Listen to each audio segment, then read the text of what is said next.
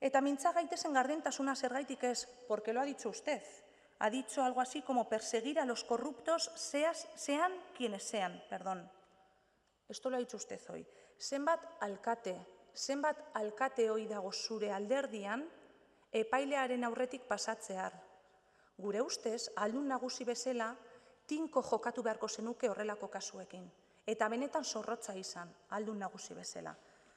Eta, hitz egin genezaken baita ere, kontrolik gabeko merkataritza sozietateen inguruan, baina askotan mintzatu gara eta ez daukagu denborarik. Nola eta zertarako betetzen dira lanpostu horrek eta gainera zelako soldatekin.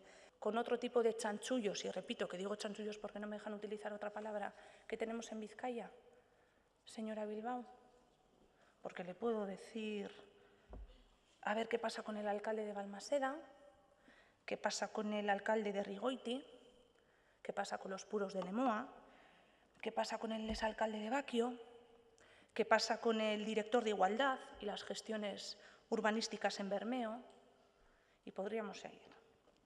No son ejemplo de nada, señora Bilbao, no son ejemplo de nada. Hablaría de Bidegi, de los chanchullos también de Bidegi, de los pufos de Bidegi, de los peajes encubiertos, las